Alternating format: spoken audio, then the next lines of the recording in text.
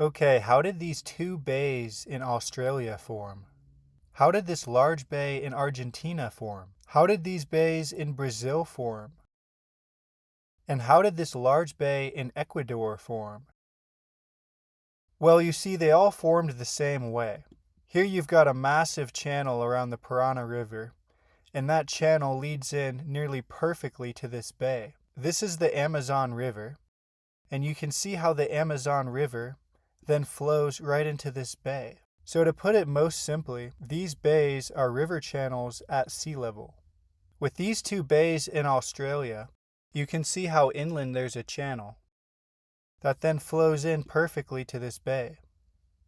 These mountains here acted as a bank that funneled the water across it. And you can see how that lines up with the next channel, which then begins and is shaped like an expansion bar. Here we can see that this island was sculpted by channels. A channel going across here, and this bay channel going across here. Just like this streamlined island made by the Amazon River channel.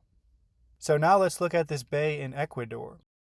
It clearly has a streamlined island, and we've got the Andes Mountains here, which didn't let water cross, so water flowed across here and then right into this channel here. And you can see how there's nothing really right here, but then the rivers begin suddenly, and this bay is in the form of a massive expansion bar. Now this is off the coast of Mozambique. Now let's imagine there was a strong ocean current washing across here. That would then explain how these islands were sculpted. This right here is the island of Zanzibar, and it even gives us indication that water flowed over the island.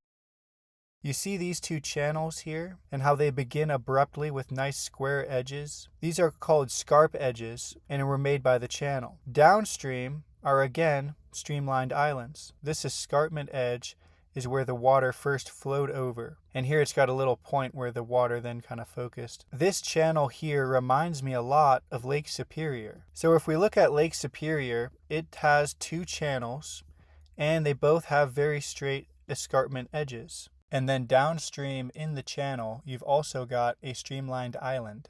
And then over here, you've got a very good example of an expansion bar. And this expansion bar has an underwater canyon right in the middle of it. The only way for this narrow ravine to be carved hundreds of feet underwater is by a debris flow. The current that made the expansion bar was carrying a lot of rocks, which then focused into the center to make this underwater canyon. We can see that our Ecuador example also has an underwater canyon in the center of its expansion bar.